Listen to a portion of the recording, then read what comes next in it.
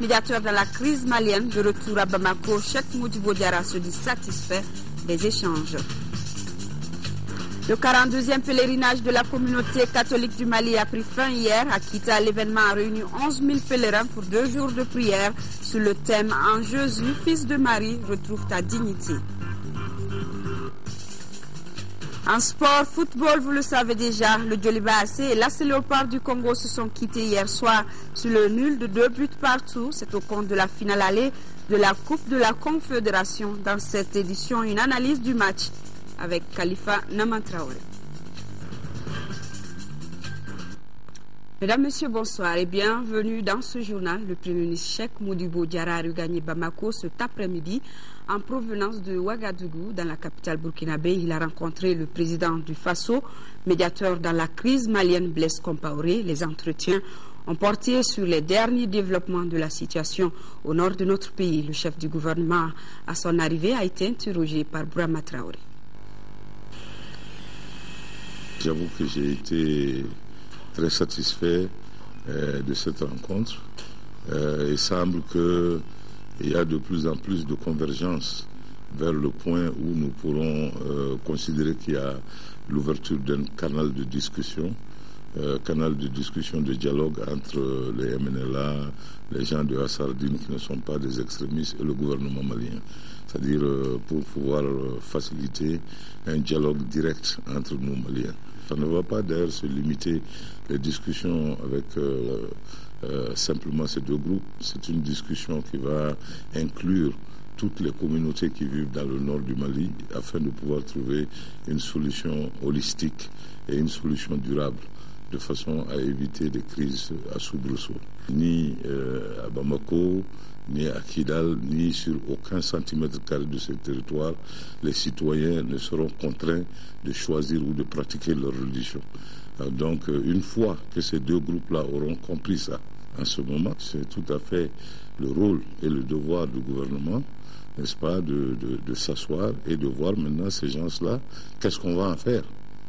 Parmi eux, il y en a qui ont commis des exactions. Il y a la loi qui est là. D'autres ont commis même des crimes contre l'humanité en détruisant des mausolées. D'autres ont commis tout ça. Bon, ça va se régler. Mais aussi, il y a aussi le problème de savoir qu'est-ce qui est à la base de cette rébellion. Est-ce qu'il y a des problèmes de développement des différentes régions? Tout ça, il va falloir qu'on s'assied et qu'on dialogue là-dessus afin de pouvoir vraiment trouver une paix durable entre nous-mêmes Maliens. Par rapport maintenant aux terroristes, je crois que tout le monde est d'avis dans la communauté internationale qu'on ne peut pas négocier avec des terroristes. Alors ça, c'est quelque chose qui va être réglé autrement. Pendant que les démarches sont en cours pour obtenir une résolution qui va permettre le déploiement, je demande encore à tous les Maliens de faire des efforts sur eux-mêmes et qu'on reste unis et que cet objectif-là soit le seul objectif qui vaille pour tout un chacun. Qu'on mette de côté tout ce que nous avons comme exigence du moment pour nous concentrer sur ça. De la même façon que le monde est en train de montrer au Mali un front uni pour soutenir le Mali, il est important que le Mali montre au reste du monde un front uni pour les accueillir et pour travailler avec eux. Une journée d'échange pour évaluer les activités de l'année en cours de la composante communication pour le développement du programme de coopération Mali-UNICEF s'est tenue ce lundi. Au cours des échanges, les perspectives 2013 ont également été évoquées par les participants venus du ministère de la Communication et de l'UNICEF. Ramata Konati. Politique, plaidoyer et communication constituent l'un des volets du programme de coopération entre l'UNICEF et le Mali. Il s'agit à travers cette composante de mettre l'accent sur la communication en vue de la promotion de bonnes pratiques en matière d'éducation, de santé et de protection des enfants. C'est pour savoir ce qui a été fait dans ces domaines en 2012, les difficultés rencontrées pendant cette période que se tiennent les travaux de la présente journée. Comme réalisation en 2012, on peut retenir l'inscription du concept communication pour le développement dans la 3e génération du cadre stratégique pour la croissance et la réduction de la pauvreté CSRP 2012-2017. Les actions menées ont été d'abord des actions de renforcement de capacité parce que ce qui s'est passé l'année dernière dans nos prévision de risques. On avait identifié des risques d'inondation. On n'avait pas prévu toutes les situations qui se sont présentées. Donc il a fallu rapidement procéder au renforcement des capacités. Nous avons également essayé de disséminer la politique nationale de communication New Look, de mieux la faire connaître auprès des différents intervenants. Donc grosso modo, en raison du contexte particulier qui est celui de 2012 et que vous connaissez, nous n'avons pas pu faire tout ce que nous envisageons de faire. Autre point important de cette revue des programmes 2012, les perspectives 2013, a rappelé que le programme de coopération entre l'UNICEF et le Mali est axé sur 4 composantes. Il s'agit de la survie de l'enfant, l'éducation de base et l'équité, la protection des enfants et les politiques plaidoyer et communication. Le leadership de ce dernier volet est naturellement assuré par le ministère de la Communication. Nous restons avec l'organisation onusienne UNICEF qui a organisé en partenariat avec Save the Children une cérémonie de présentation des principes régissant les entreprises dans le domaine des droits de l'enfant. Objectif, garantir un avenir meilleur aux enfants du Mali. Fatoumata Kone. Les principes régissant les entreprises dans le domaine des droits de l'enfant sont au nombre de 10. Il s'agit de proposer un travail décent à tout jeune travailleur, parents et tuteurs, entre autres. Ces principes définissent comment les entreprises peuvent intégrer le respect et le soutien des droits de l'enfant dans leur activité principale. Les droits de l'enfant peuvent être définis tout simplement comme l'investissement le plus efficace pour notre avenir, pour l'avenir du Mali. Préserver ces droits contribue à édifier des communautés solides, des communautés instruites, essentielles à la création d'un environnement économique stable et productif. Les enfants de moins de 19 ans travaillent généralement dans les zones minières, le marché, la maison, entre autres. Pourtant, ils n'ont pas atteint l'âge d'exercer une fonction. C'est pour faire connaître les droits aux enfants et les principes régissant les entreprises dans le domaine que l'UNICEF a initié cette rencontre avec les entrepreneurs. L'intégration par les entreprises au cœur de leur stratégie et mode de fonctionnement des 10 principes leur permettrait de mieux comprendre et d'agir sur les conséquences de leurs activités sur les droits et le bien-être des enfants. C'est pourquoi nous devons réfléchir rapidement sur les modalités de contractualisation entre l'État, le secteur privé et les collectivités locales pour ouvrir une connaissance de la responsabilité sociale de l'entreprise en faveur des droits de l'enfant et un engagement formel pour l'application des principes y afférents. Quant aux représentants du PNUD, ils demandent l'élaboration et l'adoption d'une feuille de route axée sur le respect de ces principes. Les enfants à l'honneur, la Convention relative aux droits de l'enfant célèbre demain 20 novembre son 23e anniversaire. L'événement, on le sait bien, se tient dans un contexte particulier cette année dans notre pays car les droits des enfants sont menacés. Qu'envisagent les autorités dans ce sens? Nous allons écouter cet extrait du message du ministre de la Famille, de la Promotion de la Femme et de l'Enfant. Message lu ici par son collègue de la Justice, garde des Sceaux, et des propos qui sont recueillis par Sira Bachili. Le Mali est un État épris de paix et des droits de l'homme. Cette vision, en vigueur depuis l'indépendance, détermine la foi des plus hautes autorités à mettre dans les grandes priorités nationales les questions relatives aux droits de l'homme et particulièrement des couches vulnérables, dont les enfants. Cette convention relative aux droits de l'enfant, qui a été ratifiée en 1990, a suscité une mobilisation d'envergure de l'État et de ses partenaires. En dépit de ces efforts, le Mali est toujours confronté à d'énormes difficultés en matière de promotion et de protection des droits des enfants, notamment à cause de la pauvreté, des problèmes d'accès aux services sociaux de base, de la persistance de certaines pratiques socio-culturelles. À ce tableau déjà sombre est venue s'ajouter une situation sécuritaire extrêmement préoccupante depuis janvier 2012. En effet, avec l'occupation des régions du nord de notre pays par des groupes armés, les populations de dites zones sont profondément affligées. Un lourd tribut est alors payé par les couches les plus vulnérables, dont les enfants qui sont victimes de toutes sortes de violations et de toutes sortes de privations. Face à cette situation, notre pays est fragilisé et les enfants sont exposés au risque de recrutement au sein des groupes d'autodéfense et des bandes armées. Le gouvernement de la République du Mali ne saurait rester indifférent à cet état de fait, raison pour laquelle il a initié, en collaboration avec l'UNICEF, une campagne nationale de sensibilisation et de prévention du recrutement d'enfants soldats. Le lancement de cette campagne a lieu demain 20 novembre 2012 au Centre international de conférence de Bamako sous la présidence effective de M. le Premier ministre, chef du gouvernement. Nous restons dans la famille. Au pôle universitaire Amadou Hampâté-Bâ, près de 300 étudiants et spécialistes des questions du genre réfléchissent à de nouvelles stratégies nationales susceptibles de contribuer à la promotion du genre. C'est à la faveur du premier forum universitaire qui se tient dans notre pays, initié par ONU Femmes et l'Institut des hautes études en management. Il traitera plusieurs thèmes relatifs à l'égalité du genre. Bourama Traoré. Faire de la collaboration interuniversitaire un outil de promotion de l'égalité entre les sexes, c'est le but essentiel de ce premier forum universitaire du Mali. Un forum qui est perçu comme une tribune de dialogue intergénérationnel. Ça fait bientôt 30 ans que les gens sont en train de parler de problématiques femmes. Il est temps de s'arrêter pour réfléchir et surtout écouter les jeunes filles. Parce que souvent on a tendance à penser à la place des jeunes. Cette fois-ci, on va demander aux jeunes de nous dire qu'est-ce qu'ils pensent de tout ça. Et c'est ça qui va être intéressant, les perspectives, mais des perspectives qui sont tracées par la jeunesse. Au total, près de 300 étudiants des universités privées et publiques de notre pays participent à ce forum, une première selon les initiateurs. Il s'agit de mettre à contribution les universitaires dans la lutte contre les inégalités entre les sexes, avec comme préalable la meilleure information de ces groupes cibles sur la problématique. Il est important qu'à la fin de ce forum, les jeunes qui sont là puissent avoir toutes les informations nécessaires sur la dimension genre, sur l'importance de la prise en compte du genre, de la réduction des inégalités, sur le fait qu'il est important que les filles et les garçons aient les mêmes droits, aient les mêmes opportunités, aient les mêmes chances de réussir dans la vie. À travers les différentes communications, il sera passé en revue la situation de l'égalité du genre au Mali, les avancées et les défis futurs.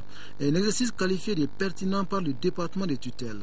Il s'agit en effet d'éveiller la conscience de notre jeunesse estudiantine à la problématique de l'égalité genre par une meilleure imprégnation de cette jeunesse aux aspects multiples de cette problématique à travers le monde.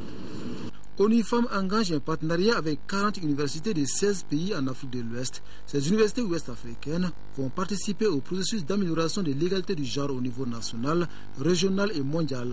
Le Forum universitaire de Bamako s'inscrit dans ce cadre. Un atelier à l'intention des journalistes économiques pour communiquer sur les stratégies du gouvernement de transition. Son but est de mobiliser davantage de ressources financières. Pour cela, 10 jours de session réunissent une vingtaine d'hommes de presse économique du Mali. Mohamed Diarra pour le compte-rendu. Les journalistes maliens à l'école des finances publiques, ils sont une vingtaine à s'informer sur le plan d'action gouvernementale pour l'amélioration et la modernisation de la gestion des finances publiques phase 2. Cette initiative vise à donner plus de visibilité au PAGAM GFP qui est un outil méconnu du grand public, mais très important pour la modernisation des finances publiques. Je vais un peu attirer l'attention des journalistes sur l'importance, c'est-à-dire que l'importance de la réforme, comment cette réforme est arrivée. Le budget, c'est l'ensemble des actions d'un gouvernement. C'est un programme pour un gouvernement, prélever de l'impôt, des recettes et pour le distribuer. Donc, si ce programme n'est pas bien fait, vous ne pouvez pas peut-être réduire la pauvreté. Donc, les finances publiques, c'est une sous-composante de PDI, c'est-à-dire le programme de développement institutionnel, et partant du cadre stratégique de lutte contre la pauvreté. La réussite du PAGAM GFP2 se pose donc comme un défi au département de l'économie, des finances et du budget. Les activités de communication liées à cette phase 2 du PAGAM nécessitent la mobilisation de plus de 100 millions de francs CFA selon les experts. Et le rôle dévolu à la presse malienne est joué très important.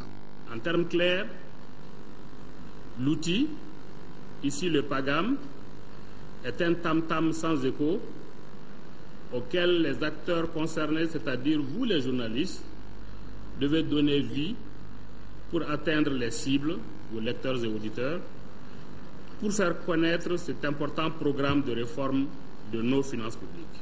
Pour asseoir une véritable politique d'appropriation du PAGAM GFP2, afin d'optimiser nos chances d'atteindre nos cibles, vous restez, chers participants, un important levier de dissémination de notre plan d'action. À travers la conception et la mise en œuvre du PAGAM GFP2, le gouvernement vise un certain nombre d'objectifs. Parvenir à terme à mobiliser et à allouer de façon efficiente un maximum de ressources, et cela en vue de la réalisation des objectifs de croissance et de réduction de la pauvreté. Pour donc joindre la théorie à la pratique, les journalistes prévoient des visites dans les structures relevant du département de l'économie, des finances et du budget. Le 42e pèlerinage de la communauté catholique du Mali, animé par l'archidiocèse de Bamako, a pris fin hier. Kita, c'était 2 jours de prière qui ont réuni 11 000 pèlerins venus des 6 diocèses du Mali et des pays voisins. Ils ont médité et prié autour du thème « En Jésus, fils de Marie, retrouve ta dignité ». Envoyé spéciaux à Kita, Laurent Diakité, Moulay Chérif Haïdara, Abbas Bass. La nuit du samedi, une grande procession s'est dirigée vers la colline mariale pour une veillée de prière. Ce rite pénitentiel a été animé 4 heures d'horloge par la chorale de l'archidiocèse de Bamako qui a d'abord accueilli dans une ambiance musicale les pèlerins des 6 diocèses du Mali.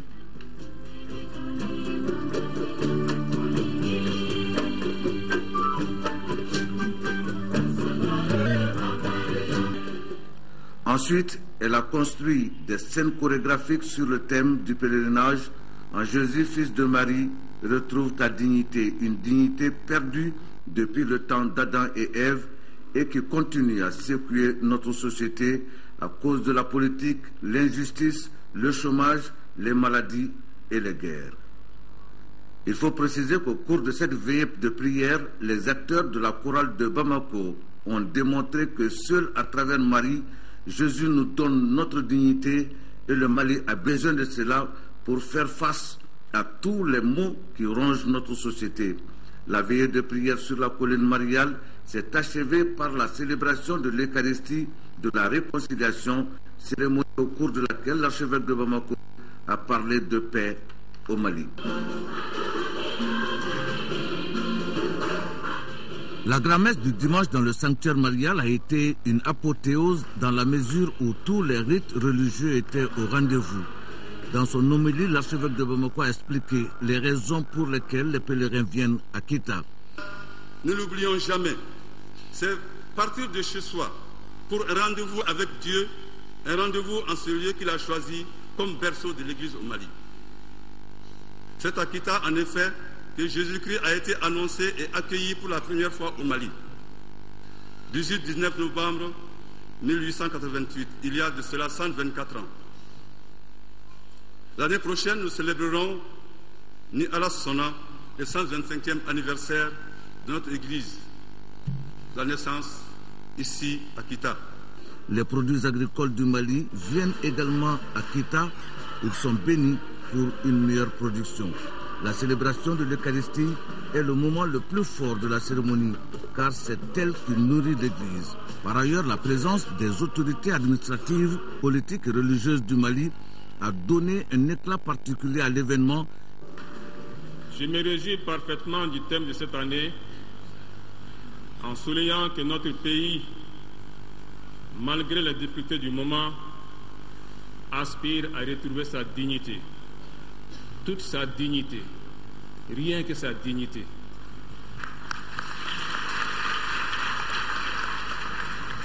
L'heure est à la mobilisation de toutes et de tous pour sauver notre pays en danger d'indignité et de déshumanisation. Le 42e pèlerinage qui vient de s'achever à Kita a permis au milieu des pèlerins d'exprimer leur gratitude à Dieu et par Marie dans une action de grâce. Ils ont demandé à Dieu la réconciliation et la paix au Mali.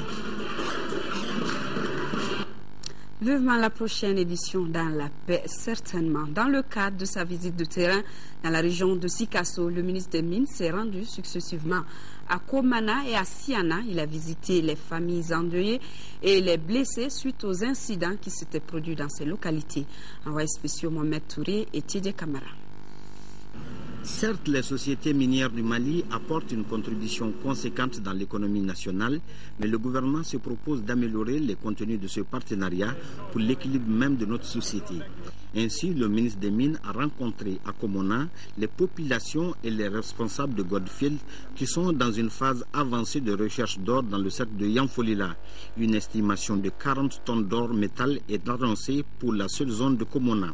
Nous avons donné le message du gouvernement du Mali et aux sociétés minières et aux populations en disant aux sociétés minières d'essayer d'améliorer les relations avec les populations riveraines, d'aller vers un vrai développement qui va permettre de donner de l'emploi à un maximum.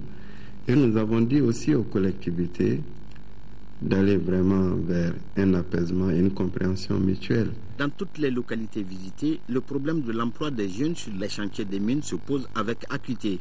Le ministre a prêché l'adéquation de production d'or et le développement local, voire cotation en bourse. Après la rencontre avec les populations de la zone de production de Seyama, auquel le ministre a remis des enveloppes symboliques au nom du gouvernement du Mali, suite aux incidents mortels survenus dans la commune de Fourou. Nous avons tenu à les présenter les condoléances du gouvernement de la République du Mali aux familles endeuillées.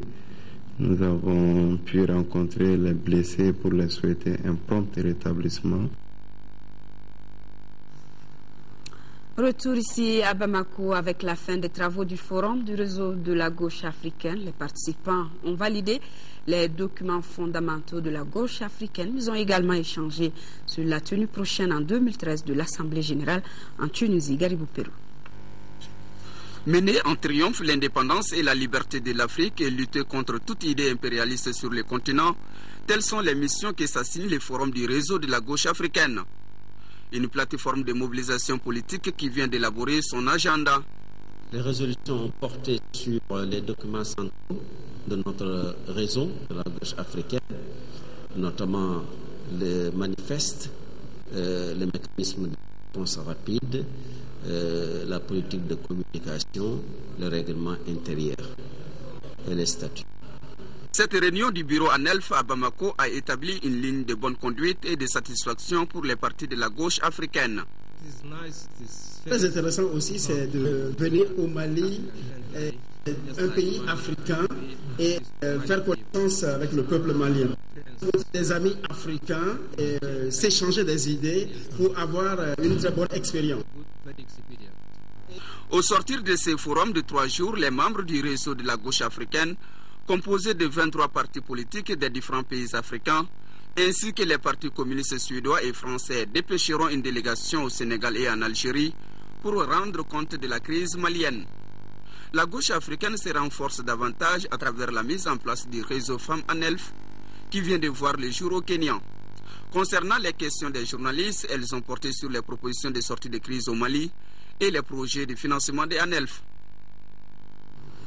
Les 263 licenciés de la fonction publique demandent à être remis dans leurs droits. Ils l'ont manifesté ce matin au cours d'une marche pacifique. Les 263 sont désormais réunis au sein du collectif Touche pas à mon droit. Daouda Sidiki Diara, compte rendu. Ces 263 licenciés de la fonction publique ont battu les pavés pour venir exprimer au Premier ministre leur désaccord suite à l'éradication de la fonction publique. Aujourd'hui, nous avons tenté de battre le pavé pour aller dire au Premier ministre les informations qu'il a ne sont pas exactes. Donc nous voulons donner des informations plus exactes par rapport à notre dossier. 6 représentants du collectif des jeunes Touche pas à mon droit ont été reçus par le directeur des cabinets de la primature. Ils ont remis une copie de la note explicative fixant les conditions d'emploi. Le collectif dit avoir saisi la justice malienne et alerté la Cour africaine des droits de l'homme par rapport à cette décision du gouvernement. Toute l'argumentation que vous venez de sortir, vous pensez que vous êtes dans votre bon droit. Alors, si la justice est saisie et que nous avons confiance dans la justice de notre pays, où est le problème? Allons à la justice. Et ce que je peux seulement vous garantir, c'est que si la justice vous donne raison, l'État, en tout cas le gouvernement qui est là, sans complexe, sans quoi que ce soit, reviendra sur le champ sur sa décision. Le message que vous avez bien voulu livrer ce matin lui sera transmis dans son intégralité. L'association Alliance pour la démocratie au Mali a 22 ans. Elle a tenu à cette occasion une conférence avec pour thème acteurs politiques et gestion de la crise institutionnelle et sécuritaire au Mali. Une conférence qui était présidée par le professeur Ali Nouhoum Diallo. Le compte-rendu de Garibou Pérou. Acteurs politiques et gestion de la crise institutionnelle et sécuritaire au Mali, c'est la thématique de cette conférence débat de l'Association pour la démocratie au Mali. 3 grandes questions ont été abordées. Les questions relatives à la double crise sécuritaire et institutionnelle, la reconquête des territoires, au rôle des institutions sous-régionales et régionales internationales des pays amis, les nouveaux organes de la transition proposés par le président de la République. Concernant la première grande question, la présidente de l'association Alliance pour la démocratie au Mali nous rappelle. La crise sécuritaire dans les régions du Nord et la crise institutionnelle consécutive au coup d'État du 22 mars sont indissociables. Mais comme dit le philosophe, tout passe et rien ne demeure. La grande question aujourd'hui, c'est comment prendre conscience de cette situation et arriver à reconstruire nos repères pour créer les conditions d'un sursaut national qui va être le ciment de l'union sacrée à construire. La conférencière a, dans un exposé bilan, fait un rappel historique de toutes les actions menées par l'association Alliance pour la démocratie au Mali depuis sa création en octobre 1990 à aujourd'hui. Elle a tout de même conclu sur une note d'espoir que c'est dans la cohésion que les Maliens trouveront leur salut. Les concertations nationales, quelle utilité et quelle légitimité? Le thème était au centre d'une conférence de presse initiée par l'Alliance des générations démocratiques du Mali, AJDM. Le compte-rendu de Tchoumogo Sagara. Les concertations nationales que notre pays s'apprête à organiser à partir du 26 novembre ne semblent pas faire l'unanimité. C'est ce qui ressort de cette conférence débat organisée par l'Alliance des générations démocratiques du Mali, AGDM. Le thème de cette conférence, c'est les concertations nationales. Quelle utilité, quelle légitimité? Nous nous sommes posé cette question. Parce que les concertations nationales aujourd'hui occupent la une de l'actualité. Donc c'est pourquoi nous avons jugé utile aujourd'hui d'animer cette conférence publique, cette conférence débat sur le thème des concertations et en langue nationale bamanankan pour mieux éclairer les citoyens, parce que l'Alliance des générations démocratiques du Mali s'est fait le serment franchement et d'éveiller la conscience du citoyen afin que le citoyen joue toute sa partition dans le processus démocratique du Mali. Quant aux questions des participants, elles ont porté sur, entre autres, l'opportunité des concertations nationales, sa provenance et le nombre des délégués. Aux réponses données, il ressort que l'Alliance des générations démocratiques du Mali déplore le manque de communication entre les organisateurs des concertations nationales et le reste de la population. Des concertations nationales qui préoccupent également les tout petits. Plus de 3,839 milliards de francs CFA. C'est le budget prévisionnel 2013 du projet de développement de l'irrigation dans le bassin du Bani et à Selengue. L'annonce a été faite au cours du conseil d'administration du programme. L'état d'exécution des activités 2012 et le programme d'activité 2013 ont été évoqués. Fousseni Samaki, compte rendu depuis Ségou. Au cours de cette 3e session ordinaire du programme de développement de l'irrigation dans les bassins du Bani et à Selengue, les membres du comité technique d'orientation Blassan ont examiné l'état d'exécution des recommandations 2012, le programme d'activité et le budget provisionnel 2013 qui s'élève à 3,839 56 000 francs CFA. L'exécution correcte de ces budgets devrait permettre d'améliorer de façon durable les productions rizicoles, agro-silvo-pastorales et piscicoles dans les zones d'intervention. Le chef de file des barres de fonds, la BAD, avait suspendu son décaissement. Malgré ces incidences, les experts et les fonctionnaires affectés au compte du programme ont continué à travailler pour la campagne 2012-2013. Certaines recommandations qui n'ont pas été exécutées en 2012, on va les exécuter en 2013 et le programme va suivre son cours normal. Ce projet a réalisé d'énormes progrès, parmi lesquels on peut citer la promotion d'organisations paysannes, la création d'infrastructures sociales et des actions de reboisement. La deuxième phase du programme en cours, depuis février 2009, portera de 2009 à 2015 dans la zone de Blassan sur l'aménagement du secteur est de Tougan, des 9 casiers de 100 ouest et des 4 casiers de 100 est, soit 10 540 hectares. L'aménagement de 110 hectares de bassins piscicoles en plus de 380 de la première phase du PMB non exécutée, ce qui fait un total de 490 hectares. Le programme de développement de l'irrigation dans les bassins du Bani et le Sénégal est initié en 2009 par le gouvernement du Mali et la Banque africaine de développement pour un coût total de 109,8 milliards de francs CFA.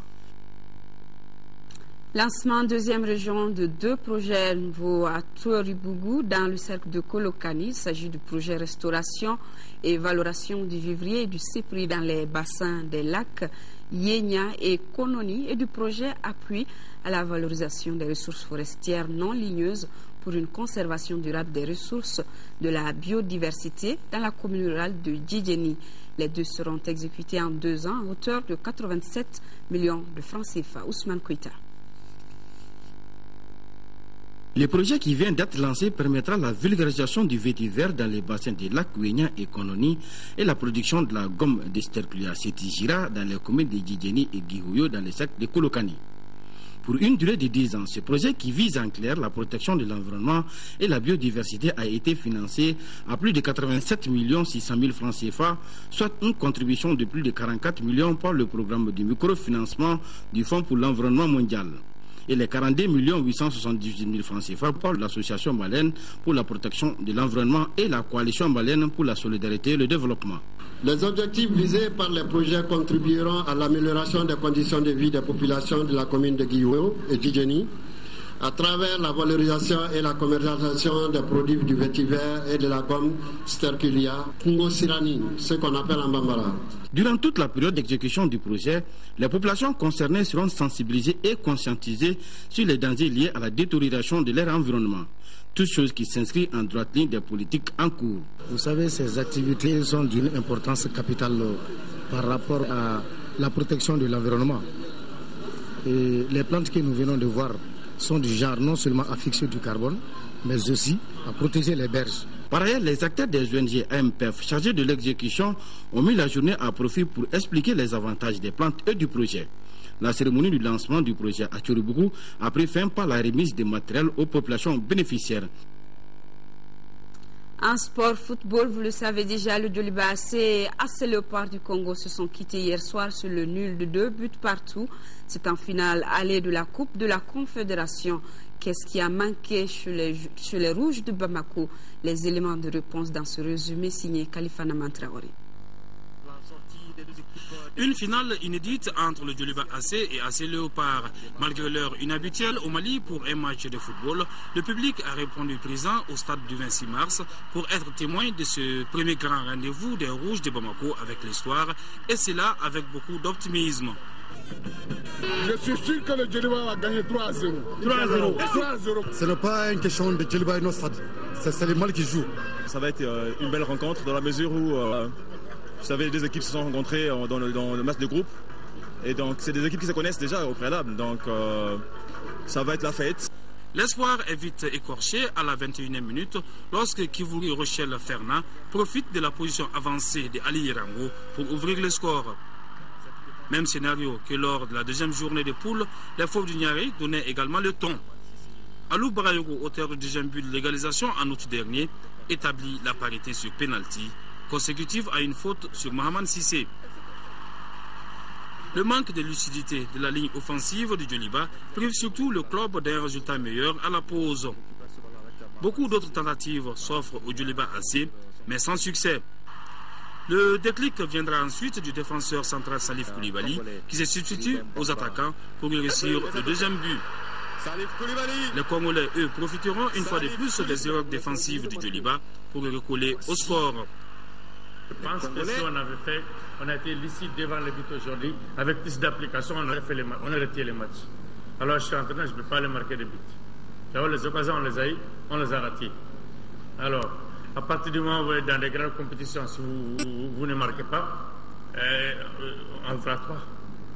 Le match retour, il faut qu'on le prépare sérieusement, rien n'est gagné encore. Il va être très difficile, très difficilement. Nous connaissons Djoliba, c'est qu'à l'extérieur, il joue aussi bien qu'à domicile. Le Djoliba Athletic Club devra rééditer la performance d'Al-Ahly du Caire, qui, la veille, s'était imposé sur la pelouse de l'Espérance sportive de Tunis, 2-1, après le nul 1-1 au Caire. Un exploit qui est bien à la portée des Rouges de Bamako.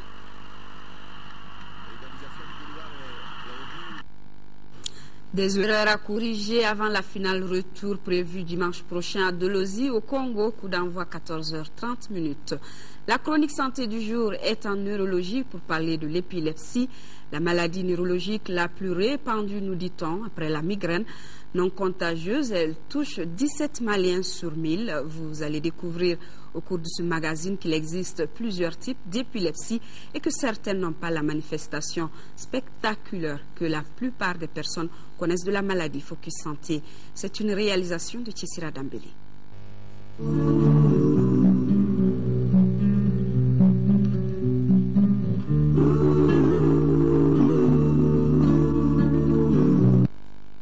De l'épilepsie, la plupart des personnes ne connaissent que sa manifestation spectaculaire. Un patient qui s'agite, tombe, bave et perd connaissance pendant un bout de temps.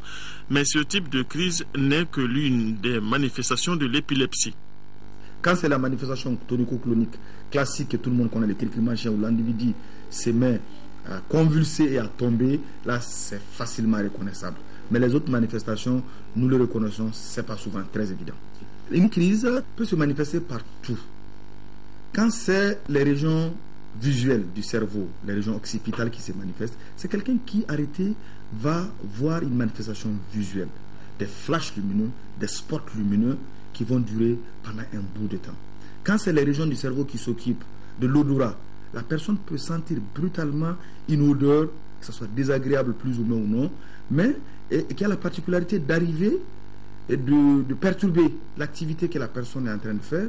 Quand c'est les régions gustatives, ça peut être une sensation de goût. Ce qui fait que l'on parle souvent de plusieurs types d'épilepsie. La maladie en tant que telle se manifeste par des décharges hypersynchrones de population neuronale au niveau du cerveau. Selon que ces décharges concerneront une partie ou l'ensemble du cerveau, on parlera de crise partielle ou généralisée. L'analyse des signes que présente le patient pendant la crise, l'interrogatoire et l'encéphalogramme permettront de savoir s'il s'agit d'une crise épileptique, si la maladie est grave ou bénigne. Ils permettent également de déterminer si elle est sensible au traitement ou pas. Les causes de l'épilepsie sont classables en 3 grands groupes. Il y a d'abord ce qu'on appelle les causes idiopathiques, c'est-à-dire qui ont un substratum génétique, qui ne sont pas dus fondamentalement à des lésions du cerveau, qui ont plutôt des facteurs génétiques. Il peut y avoir des épilepsies dues à des causes acquises. Dans notre contexte malien, il faut rapidement insister sur les conséquences périnatales des accouchements des enfants nés dans des conditions difficiles, des séquelles de méningite, des séquelles même de paludisme. Et il y a un 3e groupe d'épilepsie qu'on appelle les épilepsies cryptogéniques, pour lesquelles pour le moment la science n'arrive pas à savoir, les travaux continuent, on n'arrive pas à savoir l'étiologie réelle. La pathologie traîne avec elle un poids social lourd avec la stigmatisation des patients alors qu'elle n'est pas contagieuse. Donc à l'école, l'enfant épileptique est stigmatisé. Il est mis à côté. Ses camarades ont peur de lui. On pense qu'il peut contaminer par sa bave. On pense qu'il peut contaminer ses camarades par ses excréments. Et tout ça est extrêmement faux. L'épilepsie n'est pas une maladie contagieuse et l'épileptique n'est pas dangereux. Au Mali, environ 17 personnes sur 1000 seraient épileptiques et la maladie est plus répandue en campagne qu'en ville en raison de l'incidence des maladies infectieuses et des complications liées à l'accouchement. Pour cette maladie qui n'est pas une fatalité, les statistiques au niveau mondial parlent de 12 à 13 cas d'épilepsie pour 1000 habitants. L'épilepsie se guérit. Dans un pourcentage extrêmement élevé, on dépasse largement les 80%. L'épilepsie est une maladie curable. Parmi les maladies neurologiques, l'épilepsie est la plus fréquente après la migraine. Bien qu'elle puisse survenir à tout âge, l'épilepsie se manifeste habituellement durant l'enfance ou l'adolescence ou encore après l'âge de 65 ans. Chez cette dernière catégorie, le risque est accentué par l'augmentation des cas de troubles cardiaques et d'accidents vasculaires cérébraux.